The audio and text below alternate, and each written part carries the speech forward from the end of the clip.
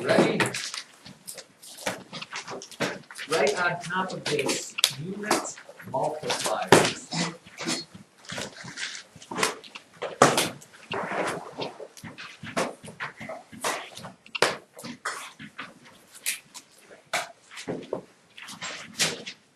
Which you could also call conversion fractions.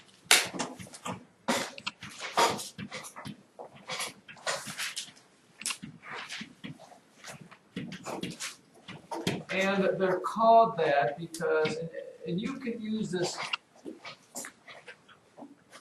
in many different, Mrs. Stone would use this thousands of times in science because you're just changing from one unit of measurement to another unit of measurement. Okay? And here is the key, children, and this is where everybody goes wrong because most of us are very lazy. Unit multipliers, the key is to get labels to cross off, or to cross cancel, I guess it would be. Labels are so important here, it's not even funny. Now, what is a unit multiplier, you ask? I'm waiting. What's a unit multiplier? Anytime in math you see the word unit, it usually means one. You know, unit price is price for one, or whatever it is. A unit multiplier is any fraction made up of equal measurements.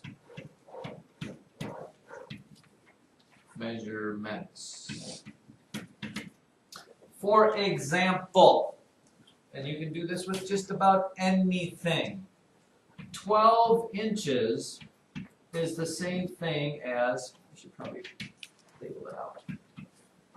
12 inches and 1 foot are the same distance. They're just using different labels. This is a unit multiplier. Or you could flip it over and put 1 foot over 12 inches. It does not matter. That is a unit multiplier. It doesn't have to be length. It could be time. 60 seconds is the same as 1 minute. That is a unit multiplier. You could flip it over and put 1 minute is the same as 60 seconds. You could have it with eggs. 12 eggs is the same as 1 dozen. As long as they're equal things, you can do it. What else do we measure?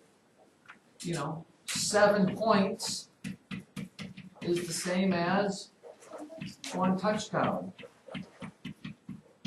or vice versa. You know, it could even be your class. You know, there are what?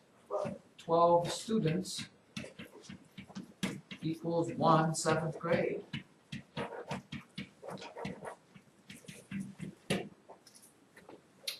Okay, these are all unit multipliers, and they can all be used to help you convert things. Here is how they work. Let me give you an example and talk about how to do that.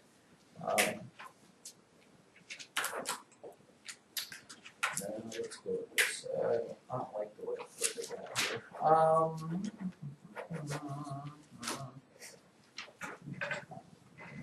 128 ounces. 128 ounces is. What do we change in ounces? Here. 128 ounces is. How many pints? Now, in order for this to work, you need to know the conversion fraction or ratio or whatever it is there. All right. So besides this, you'd have to figure out how many ounces are in a pint. What would be my unit multiplier that I use from ounces to pint?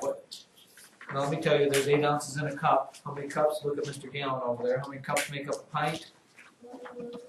So how many ounces would there be? How many ounces would there be in a pint? Okay, 16. I mean, you're going to have to be given that. At some point, you have to have common knowledge to be able to figure that out. So here are the 2 unit multipliers that either 16 ounces is 1 pint, or the reverse of it's true is 1 pint is 16 ounces. Those are the 2 unit multipliers that are used when we talk about pints and ounces. Now, which one we use comes up in a little bit here. Okay, here are the steps. Step number 1 is you take your given measurement, take the given, and make it a fraction. Make it a fraction by putting it over 1.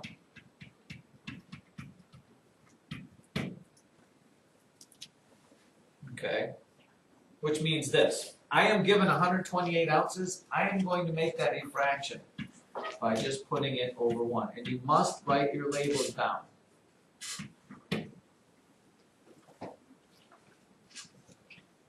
Stop me there if you didn't catch on to that. Whatever you're given, put it over 1, make it a fraction. Step number 2 is you need to, and here's where things get dicey, you need to pick, well, multiply by the unit multiplier that will make labels cross cancel.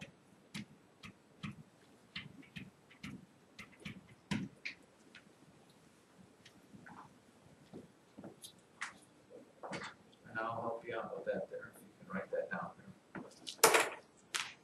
That means this.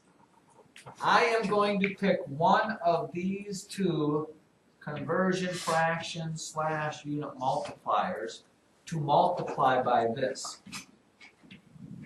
Okay? And how do I know which one it is? I know which one it is because I want to get rid of this ounce label because my answer needs to be in pints. Okay? And what do you know about cross-canceling? Cross-canceling happens when you have the same thing on top as on bottom of a fraction. So in order for ounces to cross-cancel, they have to be down here. Ounces on top crosses off with an ounce on the bottom. If I put ounces on top there, then I get ounces squared. It needs to be on the bottom. So I think about my unit multiplier that has ounces on the bottom, which would be this one, and I write it down over there. I know that 16 ounces equals 1 pint.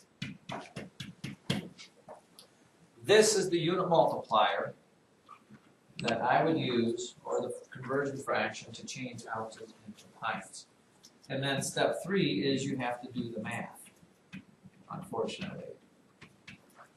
Which means ounces cross off because they're on top and on bottom. If I multiply fractions like I normally do, 128 times 1 is 128. 1 times 16 is 16. I have to actually do that. How many times 16 go into 128? Anybody? Wait. 8. 8. I get 8 left on top, and I get pints left on top.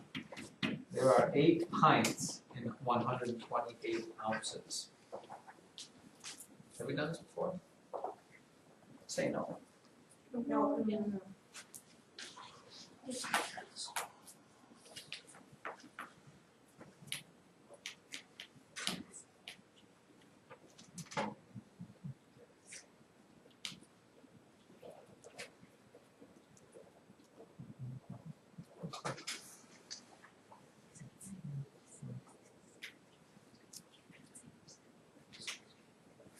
How about this one? Let's make it hard one. Convert 13 feet 6 inches to feet. Convert 13 feet 6 inches. Wait. Okay, that can't be right. 13 feet 6 inches. Oh, to feet. No. No, it's 2 yards. Sorry. I don't know what I was talking about. 2 yards. Okay, so first thing I do is do what? What's step number 1 say? Put the given measurement over 1. Now here's just something you gotta be careful with here. I don't want this to both be in inches and feet, so I either need to make it all inches or I need to make it all feet. Inches. Alright. Well, okay, if it's, let's make it feet. How many feet with 13 feet? Let's just do 13.5. Let's use the decimal. 13.5 feet over 1. Step number 1 is accomplished. Now, you don't have to think about the unit multipliers because you can kind of apply it here, as long as you know how many inches or how many feet are in a yard, which is what? 3, right? Here's the question I'll ask you 1,000 times. If I want to get rid of feet, because I'm changing it into yards, where does it have to appear in my second fraction? On the bottom. So feet have to go here. You don't have a choice. And the thing that I'm changing it into has to go on top. Now here's where you have to have a little knowledge. How many feet are in a yard? 3. And this is a unit multiplier because it's the same distance over the same distance. And then you definitely need to show me your work here and crossing off. Feet labels cross off. You're left with 13.5 times 1, which is 13.5, and you divide it by 3. How many times does 3 go into 13.5? 4 is 12. 4.5. What's my label that's left? Because you have to label it. The label that's left is yards. 4.5 yards.